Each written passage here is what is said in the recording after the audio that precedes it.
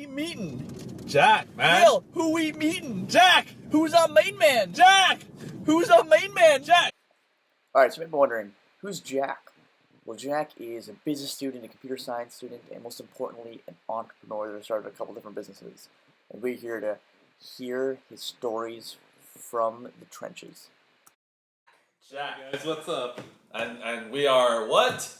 We are Speed is the asset. Speed is the asset. That's right. Speedy is the asset. Yes. We're interviewing a great Will, who are we here with? We're with Jack. Jack. Hey guys, what's up? And we are what? We are Speed is the asset. Speed is the asset. That's right. Speedy is the asset. Yes. We're interviewing a great entrepreneur, Jack. Hey Jack. guys, what's up? We're looking forward to hearing more about Jack's story and learning about you. So Jack, why don't you Sure. kind of give us Yeah. and the audience a 30-second spiel on kind of where you are right now and where's your head at. Tell us your story, Sure, man. sounds good. So, I finished my school at Rotman, and after that I thought, hey, I really want to learn coding, so I decided to go back to school and do some more computer science, and then from there, I've been doing a lot of entrepreneurial things to work with musicians, to start up an Airbnb like musicians, rent a musician. I just keep transitioning, and right now I'm working at SAP, so it's the opposite of a startup, but Okay. I'm learning a lot from Of course. everyone, and yeah. Okay. Cool. And what was I think you were telling us a little bit before about you made a transition from Rotman Commerce, which is the University of Toronto Yes. Business School, Yeah, towards yeah. computer science. What was kind of well, first of all, what made you go into commerce from high school, and then what was the shift from that to You know commerce? what? Good question. So, right out of high school, I thought, hey, it's better to learn business. Business is the lifeblood of everything. Mm-hmm. People want to do trade and make money. So I thought, okay, let's learn that. But then afterwards, I got excited about programming after my first internship. Right. And my mentors, my manager, always talked about technical skills. And as a young guy, I thought, hey, if you have a good technical background, it's a great way to start your career. From technical and working towards the soft skills and management and go from there. Right. And that's where I made the decision and go back. Yes. Yeah, So, yeah. so what year was that? At Oh your business? man, I was from 2008 to 2012, the end of 2012. Yeah. Yeah. So you finished your commerce degree. I finished my commerce degree. Yeah. But the thing is, I couldn't do another computer science major. It just didn't fit. So I redone the application forms and the whole thing. Luckily, it was easy enough. Yeah. Right. Yeah. But Nice, you mentioned yeah. that you did a lot of entrepreneurial thing, right? Oh my god, so- too many. Too Can many. you give us some of the examples on what Yeah. were your experiences with the doing your own thing Yeah. versus What was your first taste of kind of entrepreneurship? First taste of entrepreneurship. Well, I think as a young kid, me and another friend, we saw there was an arbitrage where you could get textbooks and these like photocopy textbook from a professor, and we just decided, you know what, let's try to just photocopy and see who wants it. Mm-hmm. And at first we're just giving it for free, and later on people were like, hey, this is a good idea to make some side money. So we just hustled there. But we realized soon after that this isn't really too legal. So we stopped that. Right. But from there I experienced everything from finding out the right product, finding out the demand, Mm-hmm. and kind of work my way from there. So Yeah. that was the first taste of You it. must have learned Right. a lot just from that first experience. Yeah, Yeah. I learned that you gotta keep everything straight. Right. Yeah. Well, I mean, a lot of entrepreneurs experience the issue with laws and. Yeah. No, they say like drug dealers make some of the best entrepreneurs, right? Yeah, you know what? Make the shift. yeah, possibly. Yeah. Very, very controversial. topic. Yeah.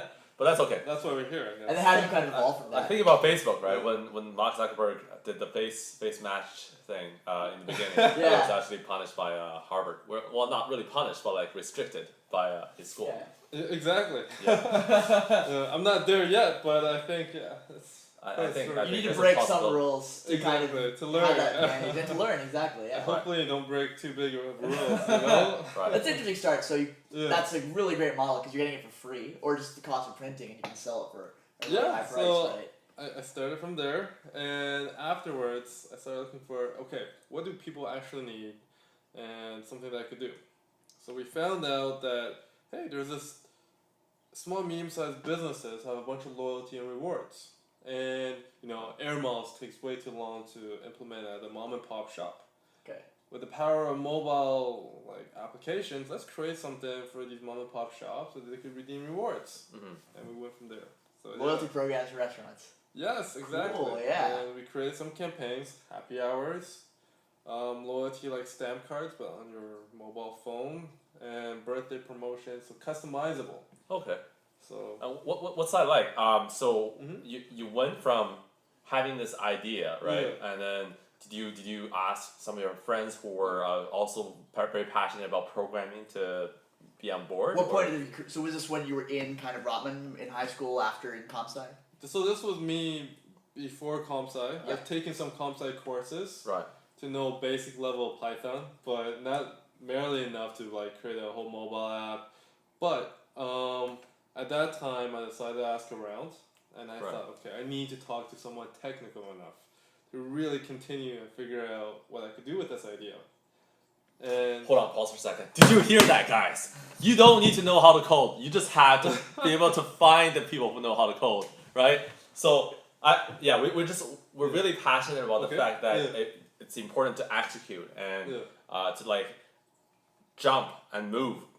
Don't get restricted just because you're unable to do certain things. Just find the right people, right? Yeah, yeah. Always think about Yeah. solution, not to stop just because you're unable to do something, and think of ways to work around it.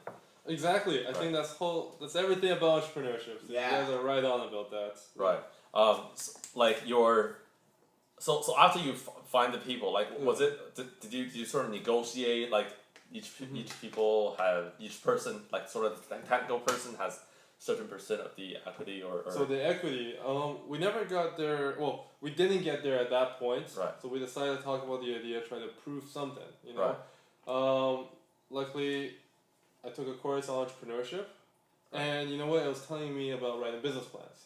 So you save some time. You write an assignment while you're doing your work. So we did that. right.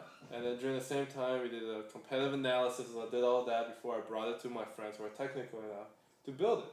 Because you know what, maybe I thought if I do some more research, it will help me validate and help me persuade other people on this idea.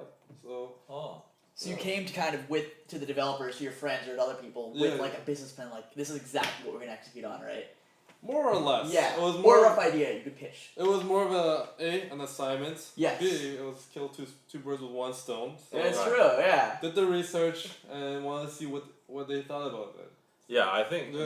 that's great that you have some business background to help you to do some market analysis, because a lot of entrepreneurs nowadays, I myself was guilty of it as well. Yeah. When we start out, we just want to build this product. We think that's a great product. We fit, Yeah. but we didn't evaluate the market well enough. We didn't have enough knowledge about the industry before we jumped in the gun. So a lot of the time we spend a lot of time building this product that we think is great, but may not work in the market. And whereas you did something that's different, right? You first evaluated the whether or not there's a demand in the market, yeah. whether or not there's a niche for this product, and you did this investigation. Then you invested your time. I think it's a great strategy. I think.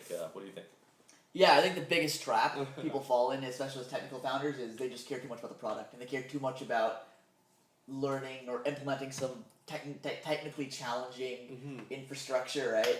When really it's more about talking to customers, talking to users, and figuring out whether you make something that they want and kind of how to modify your vision to fit in with the market. And that's the advantage of starting with a business background, maybe, like a Yeah. sales-minded background versus a technical background. I don't know. I think on the both sides, it's controversial. As in, Yeah. you have a technical background, you have your advantage to keep iterating.